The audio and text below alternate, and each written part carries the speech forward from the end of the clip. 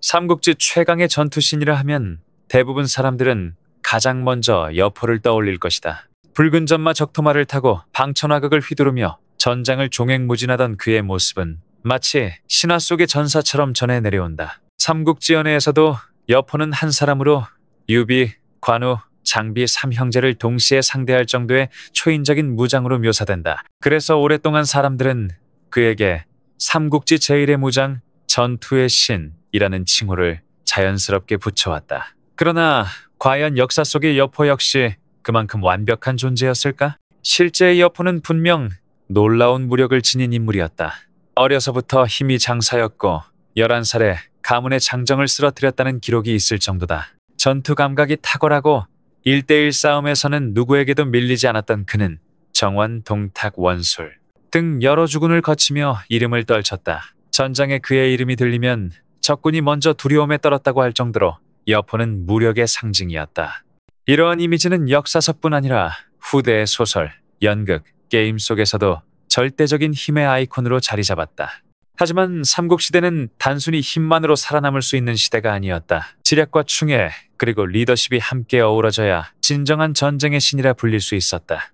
이 점에서 여포는 분명 한계를 드러냈다. 그는 강했지만 동시에 어리석고 변덕스러웠다.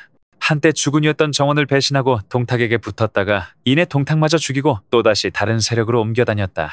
원술, 장양, 유비 등에게 차례로 몸을 의탁했지만 결국 모두 배신으로 끝났다. 역사 속의 여포는 자신의 이익에만 충성한 남자, 즉 진정한 충신이 될 수 없었던 인물로 남았다. 이러한 변덕과 불안정한 성향은 그가 끝내 조조에게 패해 생을 마감하게 된 가장 큰 이유이기도 하다. 또한 그의 전공들 중 상당수는 스스로의 전략에서 나온 것이 아니었다. 대표적으로 조조를 거의 잡을 뻔했던 복양전투도 사실상 진공의 계책 덕분이었다. 여포는 언제나 전장의 무력 담당이었을 뿐 진정한 지휘관으로서의 통찰력은 부족했다. 그래서 후대 사가들은 그를 두고 용은 있으나 모가 없다. 즉 힘은 있으나 꾀가 없는 무장이라 평가한다. 결국 그의 찬란한 무력은 삼국지의 전설 속에서 빛났을지언정 역사 속 현실에서는 너무나 일찍 꺼져버린 불꽃이었다. 여포와 같은 시대에 살았던 무장들, 특히 조은과 비교해보면 두 사람의 차이는 더욱 뚜렷하게 드러난다. 여포가 충동적이고 순간적인 판단으로 움직였다면 조은은 언제나 침착하고 냉철했으며 무엇보다도 한 번 충성을 맹세하면 끝까지 지키는 인물이었다. 여포가 배신과 변덕의 상징이라면 조은은 평생 한결같이 유비와 그 가족을 지켜낸 충성의 화신이었다. 조은이 후세에 더욱 높이 평가받는 이유는 단지 그의 무예가 뛰어나서가 아니다. 그는 언제나 강한 도덕심과 의리를 지닌 인물로 진정한 무장의 품격을 보여주었다. 반면 여포는 비록 힘으로는 누구에게도 뒤지지 않았지만 결국 자신이 믿었던 이들에게 배신당해 비참한 최후를 맞았다. 조은은 화려하지 않았지만 조용하고 묵직한 신념으로 사람들의 마음속에 오랫동안 남은 인물이었다. 그래서 사람들은 그를 두고 빛나는 전장의 영웅이라기보다 조용히 불멸의 전설이 된 사나이라 부른다. 삼국지 제1의 전투신이라는 칭호를 논하려면 단순한 무력 이상의 것을 봐야 한다. 진정한 전투신은 힘뿐 아니라 지략, 충의, 그리고 자신의 신념을 끝까지 지켜내는 정신을 갖춘 사람이어야 한다. 이런 기준으로 본다면 조은이야말로 진정한 전장의 신이라 부를 만한 인물이다. 조은의 가장 상징적인 전투는 바로 장판파 전투였다. 그는 조조의 대군 사이를 홀로 돌파하며 어린 아기 유선을 구해냈다. 수십 명의 적장을 베어 넘기고 2개의 깃발을 쓰러뜨리며 조조의 명검까지 빼앗은 뒤 끝내 무사히 빠져나왔다. 이는 단순한 전과가 아니라 목숨을 걸고 충의를 증명한 역사적 장면이었다. 반면 여포의 대표적인 전투인 호로관 전투는 그저 힘의 과시로 남았다. 유비관우 장비 3형제와의 싸움에서 그는 패하지는 않았지만 이기지도 못했다. 그리고 그가 이끌었던 전투들은 대부분 전략적 전환점을 만들지 못했다. 복양 전투에서 조조를 잡을 수 있었던 절호의 기회조차 여포의 판단 미숙으로 허무하게 날려버렸다. 반면 조은의 전투들은 한 번 한 번이 촉한의 운명을 바꾸는 결정적인 순간이었다. 무엇보다 두 사람의 가장 큰 차이는 충성심의 일관성이다. 여포는 주군을 배신하기를 밥 먹듯이 했다. 정원을 죽이고 동탁에게 붙었다가 다시 동탁을 죽이고 원술에게 갔다. 이후 유비에게 몸을 의탁했다가 또다시 배신했다. 그에게는 신에도 일관성도 없었다. 그가 배신한 모든 사람, 정원, 동탁, 원술, 유비은 결국 여포의 손에 의해 불행한 결말을 맞았다. 반면 조은은 평생 오직 한 사람 유비에게만 충성했다. 관우나 장비처럼 요직에 오르지도 못했고 큰 공을 세워도 자랑하지 않았다. 그러나 그는 2번이나 어린 유선을 구하며 유비의 가문을 지켰다. 한 번은 장판파에서 또 한 번은 손상향이 유선을 데려가려 했을 때였다. 그때마다 조은은 목숨을 걸었다. 이런 변함없는 충의와 냉철한 판단력, 그리고 불굴의 용기가 조은을 삼국지의 진정한 영웅으로 만들어준 것이다. 조은의 진짜 강점은 단순한 무력에 있지 않았다. 그는 뛰어난 지휘관이었다. 어느 날 소수의 기병만 이끌고 정찰에 나섰을 때 조조의 군대에게 포위당한 적이 있었다. 대부분의 장수라면 그 자리에서 죽음을 각오했겠지만 조은은 달랐다. 그는 침착하게 지형을 살피고 병력을 분산 배치해 반격을 지휘했다. 심지어 위험에 처한 부하를 구하기 위해 다시 적진으로 뛰어들었다.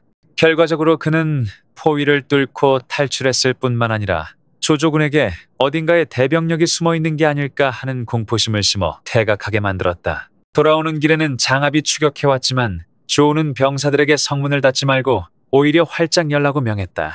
조조군은 함정이 있는 줄 알고 스스로 물러났다. 이런 냉철하고 과감한 판단력은 진정한 장군의 기질을 보여준다. 반면 여포는 무력은 강했지만 지휘 능력에서는 큰 약점을 보였다. 그는 언제나 개인적인 싸움에 치중했고 전략적인 안목이 부족했다.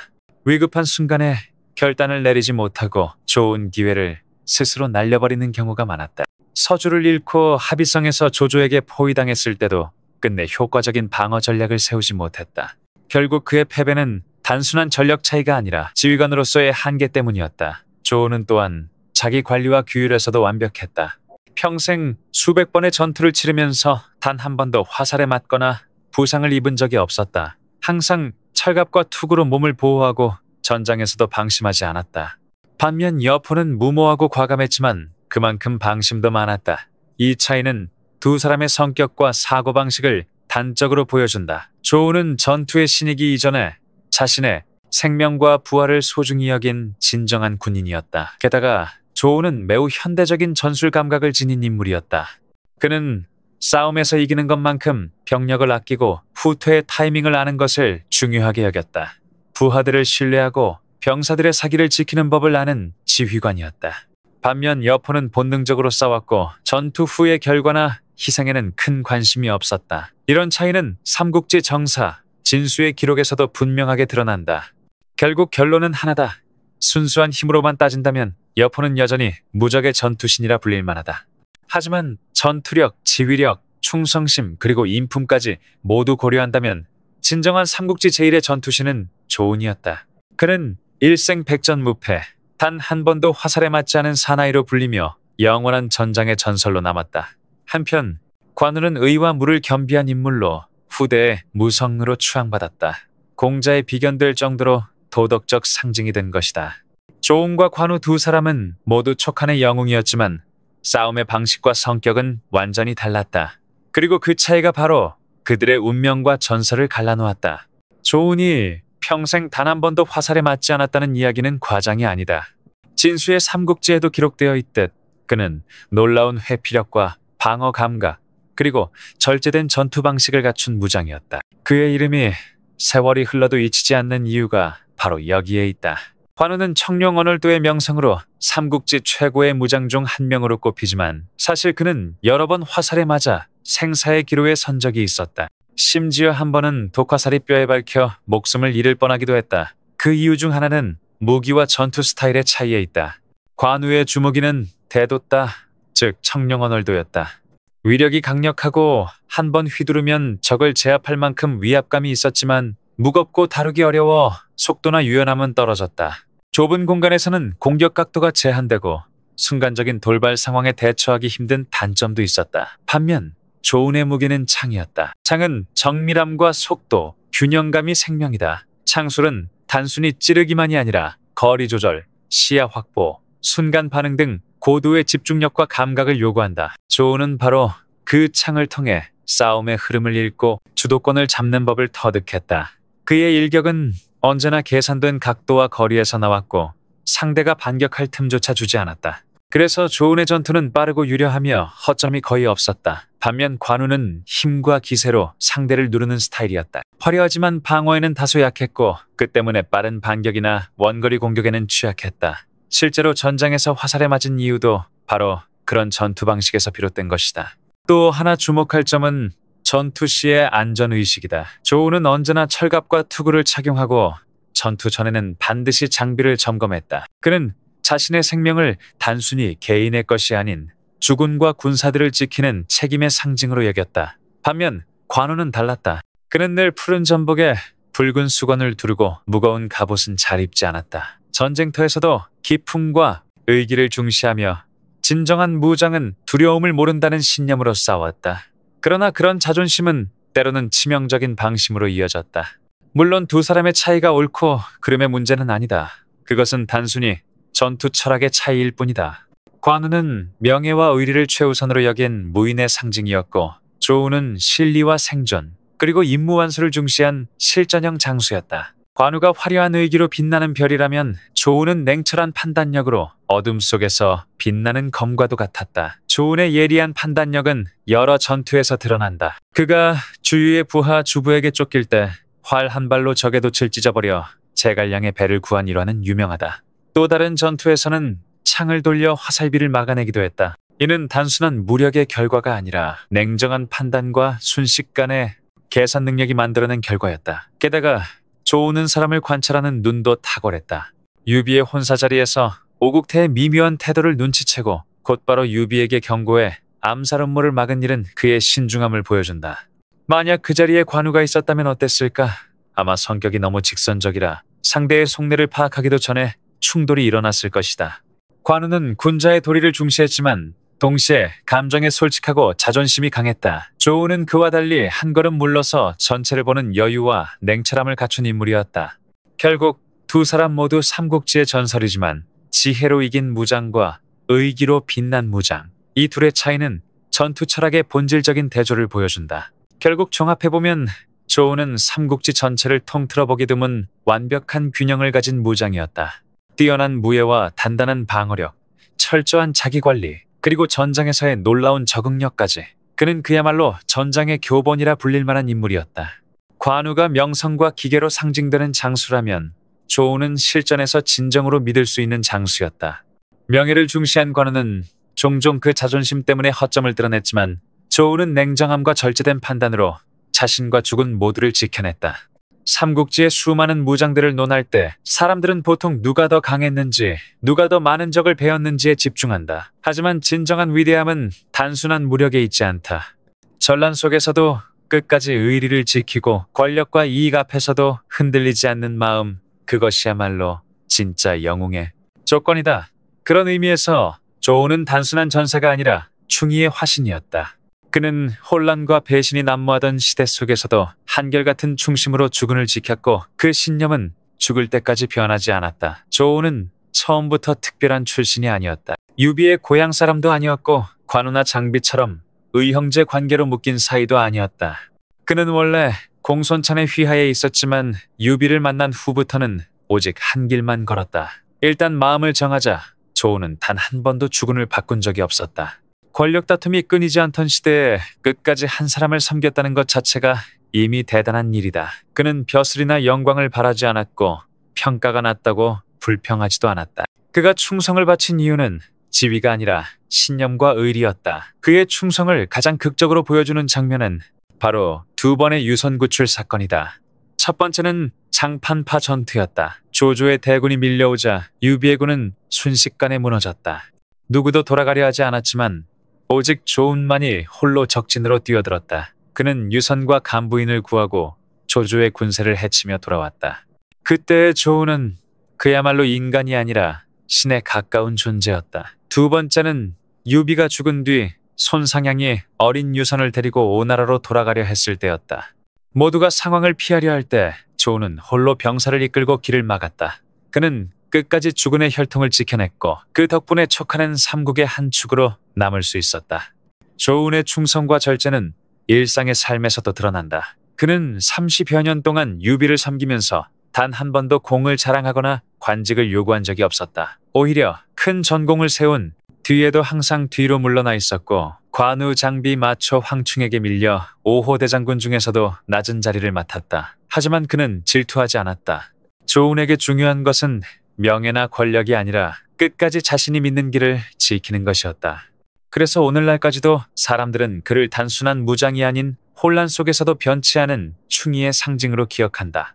조운의 이름이 후세에 빛나는 이유는 그가 강했기 때문이 아니라 끝까지 올곧게 살았기 때문이다.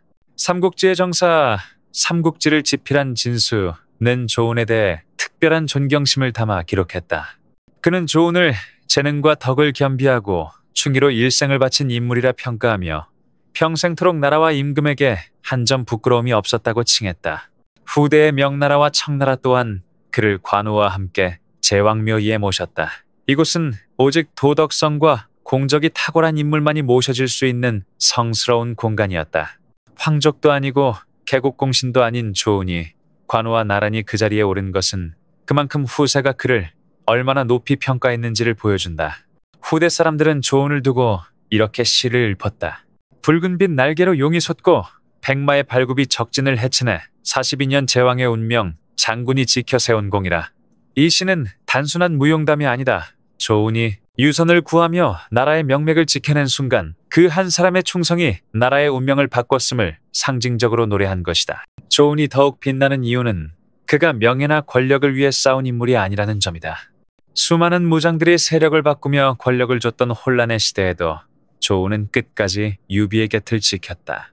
약소한 촉한을 선택한 것은 손권이나 조조보다 약했기 때문이 아니라 그가 의리와 신념을 믿었기 때문이다. 그런 점에서 조운의 충성은 단순한 복종이 아니라 스스로 선택한 믿음이었다. 그의 충성과 절제, 청렴한 삶, 그리고 전장에서의 냉철한 판단력은 조운을 단순한 무장을 넘어 삼국의 이상형으로 만들었다. 그는 용맹과 인애, 무력과 도덕을 동시에 갖춘 인물이었다. 관우나 장비처럼 대중적인 전설로 떠받들어지지는 않았지만 삼국지를 깊이 아는 사람들에게 조운은 언제나 가장 완벽한 장수로 기억된다. 나관 중의 삼국연애에서 조운은 화려하게 꾸며지지 않는다. 그는 언제나 조용하고 겸손하며 권력 다툼에 휘말리지 않고 묵묵히 주군을 위해 싸운다. 이 모습은 동양의 전통적 가치관이 그리는 이상적인 영웅상과 닮아있다. 의로움으로 움직이고 명예보다 대의를 중시하며 자신의 이익보다 공동체의 안위를 우선시하는 인간형이다. 그래서 조운의 명성은 관우처럼 무성으로 숭배받는 폭넓은 신앙으로 확산되진 않았지만 그 대신 깊이 있는 존경을 얻었다. 학자들, 역사가들, 그리고 진정한 삼국지 애호가들에게 조운은 언제나 침묵의 영웅, 겸손하지만 결코 꺾이지 않는 신념의 상징이었다.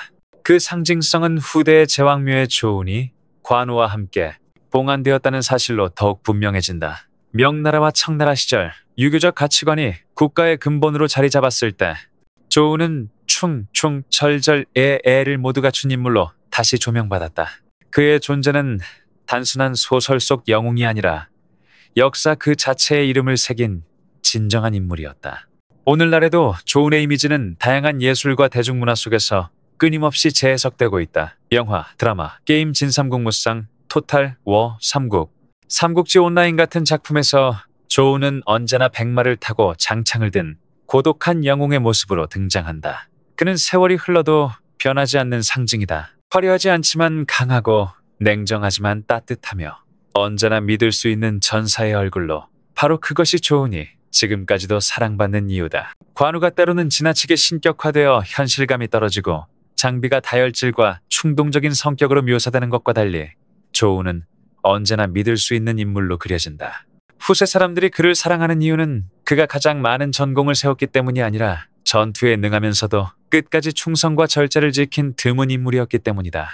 삼국의 혼란스러운 시대 속에서 그의 일관된 자세는 어둠 속의 등불처럼 빛나며 조운을 더욱 특별한 존재로 만든다. 조운이 사랑받는 이유는 그가 단순한 무장이 아니라 이상적인 전사의 상검이기 때문이다. 그는 명예나 이익을 위해 싸우지 않았고 자신의 공을 내세우지 않았으며 다른 이의 성공을 시기하지도 않았다. 비록 관우나 장비처럼 높은 관직을 받지는 못했지만 유비는 그를 가장 신뢰하여 가족을 맡길 정도였다. 이런 사실은 조운이 단순한 무장이 아니라 신뢰와 충성의 상징이었음을 보여준다. 조은이 아두를 구한 이야기는 단지 전장에서의 용맹을 보여주는 일화가 아니다. 그것은 진정한 용기와 결단력, 그리고 대의를 위한 희생정신을 상징하는 역사적 상징이다. 중국과 베트남의 학교에서도 이 이야기는 책임감과 충성심의 본보기로 자주 언급된다. 어린 황제를 품에 안고 수천의 적진을 돌파하는 조은의 모습은 세대를 넘어 전해지는 불멸의 영웅상이다. 오늘날에도 조은의 정신은 많은 사람들에게 영감을 준다. 경쟁과 욕심, 거짓이 난무하는 현대 사회에서 권력에 흔들리지 않는 그의 고든 신념은 더욱 가치 있게 느껴진다. 많은 젊은이들이 조은을 본받고자 하는 이유도 바로 여기에 있다. 그들은 조은을 단순한 강한 전사로 보지 않는다. 진심과 성실, 그리고 정의를 지키는 삶의 모델로 여긴다. 결국 조은은 무력, 지혜, 도덕을 완벽히 조화시킨 인물이었다. 관우처럼 신격화되지도, 여포처럼 폭발적인 전투력을 자랑하지도 않았지만 그는 삼국시대가 낳은 가장 인간적인 전사로 남았다. 화려하지 않아도 진실된 조은의 이름은 지금도 여전히 삼국의 진정한 전설로 기억되고 있다.